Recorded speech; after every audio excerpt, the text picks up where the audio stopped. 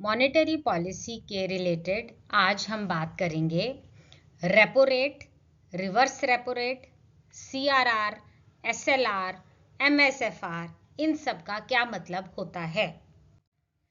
देखिए, जब हम बात करते हैं मॉनेटरी पॉलिसी की, तो एक देश के अंदर जो मनी का सप्लाई है, मनी का फ्लो है, वो बिल्कुल ऑप्टिमम होना चाहिए, बिल्कुल करेक्ट होना चाहिए। मतलब ना ज़्यादा कम होना चाहिए, ना ही बहुत ज़्यादा होना चाहिए। इसका मतलब अगर लोगों के पास बहुत सारा पैसा है, सरकार ने इतना लोन दे दिया है लोगों को कि हर इंसान के पास एक्सेस मनी है, बहुत सारा इजी कैश उनके हाथ में है, तो वो क्या करेंगे, वो बहुत सारा सामान खरीदने लग जाएंगे।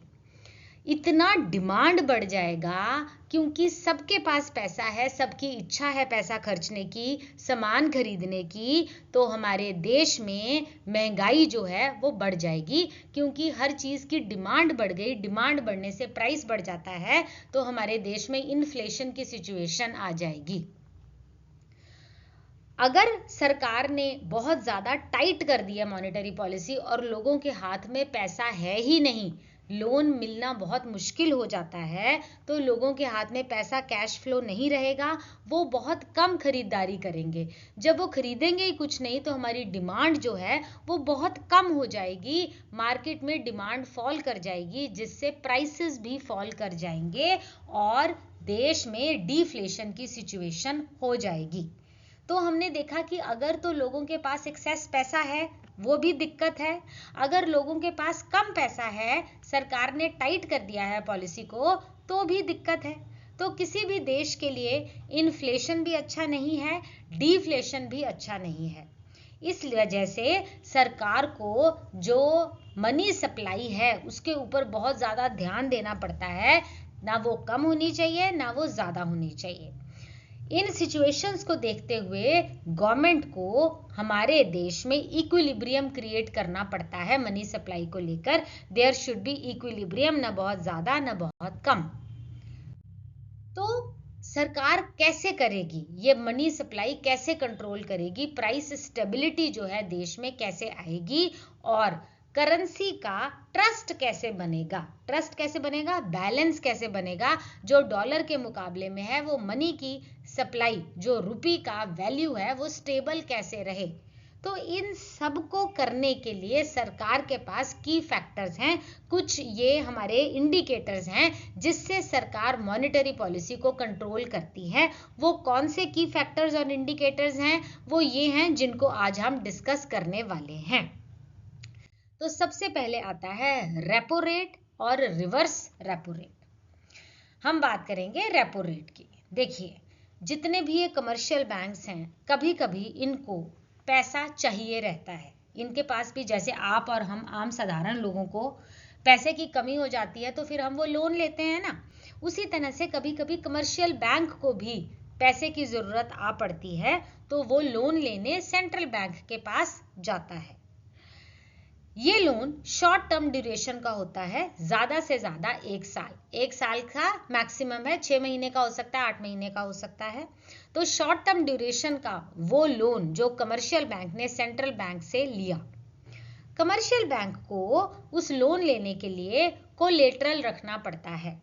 अगर हम भी कहीं से लोन लेने जाते हैं तो हम भी कुछ मॉर्गेज रखते हैं, कुछ गिरवी रखते हैं, उसी तरह से कमर्शियल बैंक को भी कुछ कोलेटरल सिक्योरिटी या एसेट जो है वो सेंट्रल बैंक के पास गिरवी रखना पड़ता है। और इस लोन देने के बदले सेंट्रल बैंक कुछ ब्याज भी चार्ज करता है कमर्शियल बैंक से। इंटरेस्ट जो है वो कमर्शियल बैंक को देना पड़ेगा। इस इंटरेस्ट रेट को रेपो रेट कहते हैं। बहुत ही साधारण सा ये टर्म है और बहुत आसान शब्दों में हमने आपको समझाया है। जब कमर्शियल बैंक को उधार की जरूरत पड़ती है, याद रहे उधार ये शॉर्ट टर्म का होना चाहिए, तो कमर्शियल बैंक कोई कोलेटरल सिक्योरिटी, अपना एसेट गिरवी रखता है और सेंट्रल बैंक उससे ब्याज चार्ज करता है। उस ब्याज को, उस इंटरेस्ट को रेपो रेट कहते हैं। जब कमर्शियल बैंक ने वो उधारी किया हुआ पैसा वापस कर देता है सेंट्रल बैंक को, ब्याज भी दे देता है और बेसिक प्रिंसिपल भी दे देता है, तो कमर्शियल बैंक अपना गिरवी रखा हुआ सामान सेंट्रल बैंक से वापस ले सकता है। Commercial bank repurchases its collateral from the central bank. That is why repo rate is also called repurchase rate, क्योंकि उसने वो दिया हुआ गिरवी रखा हुआ सामान वापस ले लिया, इसलिए उसको repurchase rate भी बोलते हैं। अब आता है रिवर्स रेपो रेट।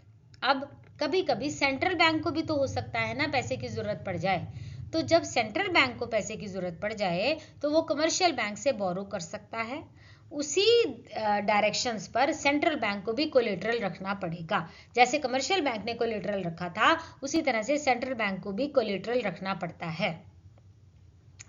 होता क्या है कि कमर्शियल बैंक्स के पास कभी कभी एक्सेस कैश होता है और लोन लेने वाली पब्लिक ज़्यादा नहीं होती है, वो लोन पब्लिक को नहीं चाहिए, तो इस वजह से कमर्शियल बैंक के पास एक्सेस कैश आ गया, तो वो जो एक्सेस कैश है वो कमर्शियल बैंक सेंट्रल बैंक को उधारी पर दे देता है।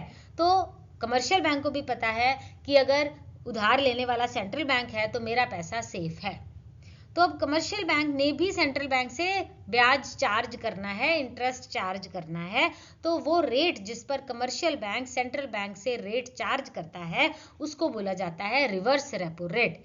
जब कमर्शियल बैंक ने उधारी ली थी सेंट्रल बैंक से तो दिया था रेपो रेट, जब सेंट्रल बैंक ने उधारी लेनी है कमर्शियल बैंक से तो वो क्या ब्याज होगा, उसको बोलेंगे reverse repo rate. Next is the cash reserve ratio. Commercial bank आम जनता से पैसे कलेक्ट करता है, लोग अपना एक्सेस पैसा, अपनी सेविंग कमर्शियल बैंक के पास जाकर डिपॉजिट कर देती है। जब कमर्शियल बैंक के पास इतना सारा पैसा इकट्ठा हो जाता है तो क्या वो सारा का सारा पैसा लोन में दे सकता है? क्या वो उस सारे के सारे पैसे को इन्वेस्ट कर सकता है? जी नहीं, वो सारे पैसे को लोन या इन्वेस्टमेंट के लिए यूज नहीं कर सकता।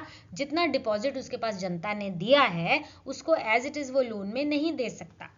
अगर वो सारा का सारा पैसा ही लोन में दे देगा तो कमर्शियल बैंक के पास अपने नाम के लिए, अपने सेफ फंड्स के लिए कुछ भी नहीं बचेगा। कल को अगर कोई फाइनेंशियल क्राइसिस आ जाता है, उसको पैसे की जरूरत पड़ जाती है, तो उसके हाथ पल्ले तो कुछ भी नहीं है, क्योंकि जितना लोगों ने उसके पास डिपॉजिट किया उसने सारा का सारा लोन में दे डाला या उसने सारा का सारा इन्वेस्ट कर डाला। इसलिए वो सारा पैसा, कमर्शियल बैंक को इंस्ट्रक्शन दी हुई है सेंट्रल बैंक ने कि वो सारा का सारा पैसा आप लोन में या इन्वेस्टमेंट में यूज नहीं करेंगे। आरबीआई ने गाइडलाइन दी है कि per day collection certain percentage has to be deposited with RBI. तो आरबीआई कहता है कि जितना कमर्शियल बैंक के पास पैसा इकट्ठा हुआ है उसका कुछ परसेंटेज हर कमर्शियल बैंक को आरबीआई के पास रखना पड़ेगा। रिजर्व के तौर पर आरबीआई के पास थोड़ा पैसा रखना पड़ेगा, बाकी बचा हुआ पैसा वो लोन में दे सकता है, वो इन्वेस्ट कर सकता है। अब क्योंकि कमर्शियल बैंक ने अपना पैसा आरबीआई के पास रिजर्व के तौर पर रखा है, आरबीआई कमर्शियल बैंक को उस पैसे पर कोई भी इंटरेस्ट नहीं देगा। लेकिन अगर कमर्शियल बैंक के ऊपर कोई क्राइसिस आ जाता है और उसको पैसे की जरूरत पड़ जाती है तो वो पैसा आरबीआई कमर्शियल बैंक को दे देगा ताकि उसको उस क्राइसिस से बचाया जा सके। तो वो पैसा जो कमर्शियल बैंक आरबीआई के पास रखता है, एज अ सेफ रखता है, उसको बोला जाता है कैश रिजर्व रेशियो। कितना कैश उसने रिजर्व के तौर पर आरबीआई को रखना है वो जनरली 4% के करीब होता है। मान लीजिए 100 रुपया कमर्शियल बैंक के पास आया है तो उसने 4 रुपया आरबीआई के पास रखना है रिजर्व, और बाकी का 96 रुपीज 96 रुपए वो लोन में दे सकता है या इन्वेस्ट कर सकता है। तो इसको कहते हैं कैश रिजर्व रेशियो। जो कैश उसने रिजर्व के तौर पर आरबीआई के पास रखा है हर कमर्शियल बैंक को रखना पड़ता है। ध्यान देने की बात यह है कि आरबीआई ने उसके ऊपर कोई भी ब्याज जो है वो कमर्शियल बैंक को नहीं देना है। नेक्स्ट स्लाइड पे जाएंगे। अगला आता है SLR, statutory liquidity ratio. RBI कहता है कि कमर्शियल बैंक को अपने पास कुछ रिजर्व रखना है अपनी लिक्विडिटी मेंटेन करने के लिए। लिक्विडिटी समझे ना, इमीडिएट कैश। ऐसी सी लिक्विडिटी रखने के लिए उसको थोड़ा सा अपने पास रिजर्व रखना पड़ेगा। वो गोल्ड के तौर पर रख सकता है, कैश के तौर पर रख सकता है, या गवर्नमेंट सिक्योरिटी में इन्वेस्ट कर सकता है जो हाईली लिक्विड हो। कभी जरूरत पड़े तो इमीडिएटली आप उसको इन कैश करवा सकते हैं। उसमें रखना है ये रिजर्व, जो इमीडिएटली कैश में कन्वर्ट हो सके। ये आरबीआई की गाइडलाइन है। कमर्शियल बैंक को अपनी लिक्विडिटी मेंटेन करने के लिए थोड़ा सा पैसा गोल्ड, कैश या गवर्नमेंट सिक्योरिटी में रखना पड़ेगा। A fixed percentage of total deposits it is decided by RBI. RBI he decide करता है कि जो डिपॉजिट आया है कमर्शियल बैंक के पास, टोटल एसेट जो है कमर्शियल बैंक के पास, उसका कितना परसेंटेज स्टैट्यूटरी लिक्विडिटी रेशियो में रखना पड़ेगा। स्टैट्यूटरी मतलब कंपलसरी, बाय लॉ कंपलसरी है, ये लिक्विडिटी रेशियो मेंटेन करनी पड़ती है। ये जो रेशियो है ये सीआरआर के अलग है। कैश रिजर्व रेशियो तो रखना ही है हर कमर्शियल बैंक ने, वो किसके पास रखना है, वो आरबीआई के पास रखना है। उसके अलावा एसएलआर मेंटेन करना भी हर कमर्शियल बैंक की ड्यूटी है। ये एसएलआर जो है ये उसको आरबीआई के पास नहीं रखना, उसको रखना अपने पास है, लेकिन अपने एसेट्स का कुछ परसेंटेज लिक्विड कैश के तौर पर या गोल्ड के तौर पर या गवर्नमेंट सिक्योरिटी के तौर पर मेंटेन करना जरूरी है। फिर जो पैसा बचता है सीआरआर डिडक्ट करके, एसएलआर डिडक्ट करके, वो पैसा, बचा हुआ पैसा कमर्शियल बैंक पब्लिक लोन में ले सकता है या कहीं पर भी इन्वेस्ट जो है वो कर सकता है। एक एग्जांपल लेते हैं। मान लीजिए कमर्शियल बैंक के पास 100 crore total time and demand deposit आते हैं। सीआरआर हो गया 4%, इसका मतलब कैश रिजर्व रेशियो उसको आरबीआई के पास 4 करोड़ रखनी पड़ेगी। एसएलआर अगर 18% है, इसका मतलब 18 करोड़ उसको एसएलआर मेंटेन करना पड़ेगा। जैसा कि आपको बताया, इमीडिएट कैश, गोल्ड या गवर्नमेंट सिक्योरिटी में इन्वेस्ट करना पड़ता है अपनी लिक्विडिटी मेंटेन करने के लिए। फिर नेट कितना बचा, 100 करोड़ में से ये 4 गया और ये 18 गया, बचा 78 करोड़। इस 78 करोड़ को कमर्शियल बैंक चाहे तो लोन में दे दे, चाहे तो इन्वेस्ट कर दे। अब ये 78 करोड़ कैसे लगाना है, ये कमर्शियल बैंक की अपनी सोच है। इसके ऊपर आरबीआई का कोई भी रिस्ट्रिक्शन नहीं है। आरबीआई का रिस्ट्रिक्शन सीआरआर पर है और एसएलआर पर है। बाकी का बचा हुआ पैसा कमर्शियल बैंक लोन में दे सकता है या चाहे तो इन्वेस्ट कर सकता है। अब आता है टर्म जी बैंक रेट। बैंक रेट जो है वो रेपो रेट के जैसा ही है। रेपो रेट शॉर्ट टर्म के लिए था, bank rate long term purpose के लिए होता है। रेपो रेट हमने आपको पिछली स्लाइड में बताया कि अगर उसको पैसे की जरूरत पड़ती है तो वो वहां से सेंट्रल बैंक से ले लेता है, वो था शॉर्ट टर्म के लिए। लेकिन जब लॉन्ग टर्म के लिए वो लोन लेता है तो वो कौन सा ब्याज देता है, बैंक रेट देता है। बैंक रेट का रेट जो है वो रेपो रेट से ज्यादा ही होता है क्योंकि वो लॉन्ग टर्म का रेट है। Next point is marginal standing facility rate. देखिए, कमर्शियल बैंक को लोन की जरूरत पड़ गई, मान लीजिए कमर्शियल बैंक को पैसे की जरूरत पड़ी, उसको और लोन चाहिए, लेकिन कंडीशन ये है कि ऐसी स्थिति हो गई कि उसके पास गिरवी रखने के लिए कुछ भी नहीं है। It does not have any collateral. अब क्या करेंगे, आरबीआई एक ऑप्शन देता है कमर्शियल बैंक को कि भैया आप अपने लिक्विडिटी रिजर्व से कोलेटरल जो है वो ले सकते हो। देखिए, हमने आपको बताया कि जब जब कमर्शियल बैंक को सेंट्रल बैंक से लोन लेना है उसको कोलेटरल रखना पड़ेगा। अब स्थिति ऐसी आ गई कि कोलेटरल है ही नहीं, कोलेटरल है ही नहीं। वो जितना पैसा आया उसमें से उसने सीआरआर रखा, एसएलआर रखा और बाकी का लोन पे दे दिया या इन्वेस्ट पे रख दिया। अब कोलेटरल रखने के लिए कमर्शियल बैंक खाली है, उसके पास कुछ नहीं है। तो ऐसी कंडीशन में आरबीआई ने एक ऑप्शन दिया है कि कमर्शियल बैंक अपने लिक्विडिटी रिजर्व से कोलेटरल रख ले। हमने आपको बताया था कि जो एसएलआर है, एसएलआर के लिए वो गवर्नमेंट सिक्योरिटी में इन्वेस्ट करना है। तो अब क्योंकि स्थिति ऐसी आ गई है कि कुछ कोलेटरल के नाम पे है ही नहीं, तो वो एसएलआर की जो सिक्योरिटीज हैं उन्हीं को गिरवी रख के लोन ले लो। अलाउड नहीं है ऐसा, क्योंकि वो तो उसने एसएलआर के लिए फिक्स कर दिया। सरकार आरबीआई ने बोला कि एसएलआर के लिए वो सिक्योरिटीज ले लो, ले ली। लेकिन अब अगर क्राइसिस आ गया और लोन चाहिए और आपके पास और कोलेटरल रखने के लिए कुछ नहीं है, तो आप क्या करेंगे, आपने जो एसएलआर के हेड के अंदर आपने जो गवर्नमेंट सिक्योरिटीज रखी थी उन्हीं को कोलेटरल रख के लोन ले लो। एसएलआर कोटा की गवर्नमेंट सिक्योरिटीज को ही गिरवी रख दिया। रेपो रेट के लिए ऐसा होता है कि बैंक को नॉन एसएलआर कोटा सिक्योरिटीज गिरवी रखनी पड़ती हैं, जो एसएलआर के हेड में चली गई वो यूज नहीं कर सकते जब आपने रेपो रेट के थ्रू लोन लेना है कमर्शियल बैंक से। लेकिन अब क्योंकि क्राइसिस आ गया है, इमरजेंसी आ गई है, तो ये बोला गया है आरबीआई ने कि चलो कोई बात नहीं, एसएलआर कोटा सिक्योरिटीज जो हैं उन्हीं को कोलेटरल रखो और तुम लोन ले लो, क्योंकि तुम्हारे पास अब नॉन एसएलआर कोटा सिक्योरिटीज हैं ही नहीं।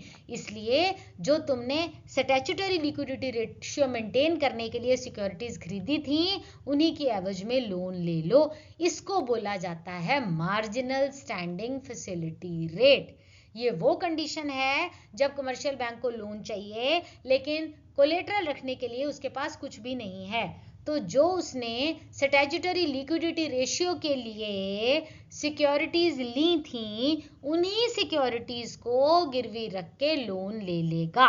अगर तो उसके पास नई सिक्योरिटीज थी तो रेपो रेट चार्ज होता है जो आपने आपको बताया, लेकिन अभी इमरजेंसी आ गई क्योंकि है ही नहीं कमर्शियल बैंक के पास नॉन एसएलआर कोटा सिक्योरिटीज, तो वो एसएलआर कोटा सिक्योरिटीज को ही यूज करेगा कोलेटरल रखने के लिए। इस मार्जिनल स्टैंडिंग फैसिलिटी रेट को लिक्विडिटी एडजस्टमेंट फैसिलिटी भी बोला जाता है।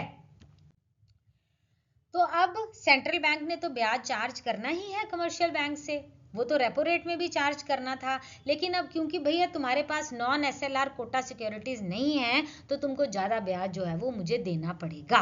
तो मार्जिनल स्टैंडिंग फैसिलिटी रेट होगा repo rate plus extra rate. So 4% repo rate है तो मान लीजिए 0.25% उसको एक्स्ट्रा देना पड़ेगा। अगर एसएलआर कोटा की security non SLR quota security है तो 4% में ही काम बन जाएगा, लेकिन अगर एसएलआर कोटा सिक्योरिटीज यूज कर रहे हो तो आपको 4.25% जो है वो ब्याज देना पड़ेगा। ये एक पेनल्टी है शेड्यूल्ड कमर्शियल बैंक के लिए कि भैया क्योंकि तुमने एसएलआर कोटा सिक्योरिटीज यूज की हैं तो ज्यादा ब्याज दो। उस ज्यादा ब्याज को मार्जिनल स्टैंडिंग फैसिलिटी रेट बोला जाता है, जो कि 4% की बजाय 4.25% होगा। What is the maximum loan amount a bank can take? MSFR के अंडर जो है बैंक 2% ऑफ NDTL ही ले सकता है, उससे ज्यादा नहीं ले सकता। मार्जिनल स्टैंडिंग फैसिलिटी रेट वो फैसिलिटी है जो शेड्यूल्ड कमर्शियल बैंक को दी गई है कि भैया तुम एडिशनल अमाउंट ऑफ मनी जो है आरबीआई से बोरो कर लो और अपना एसएलआर पोर्टफोलियो को गिरवी रखो और 2% ऑफ एनडीटीएल का उधारी ले लो। लेकिन ये जो फैसिलिटी रेट है, ये पेनल्टी रेट है, क्यों ले रहे हो तुमने क्यों नहीं अपने फाइनेंसेस अच्छे से मैनेज किए, क्यों तुमने ये इमरजेंसी सिचुएशन प्रकट होने दी, इसलिए penalty rate of 0.25% extra to repo rate plus 0.25% extra bank को देना पड़ता है। MSFR के जरिए अगर कमर्शियल बैंक लेता है लोन तो उससे होगा क्या, उससे मनी सप्लाई एक कंट्री में बढ़ जाती है और डिमांड बढ़ जाती है। MSFR से एक देश में लिक्विडिटी का इंजेक्शन लग जाता है, आपके पास एक्स्ट्रा मनी सप्लाई आ जाती है। तो आज का आर्टिकल यहीं खत्म होता है। आई होप मैंने अच्छे से समझाया है। प्लीज मेरे चैनल को लाइक कीजिए, सब्सक्राइब कीजिए। Thank you for watching. Stay safe, stay blessed.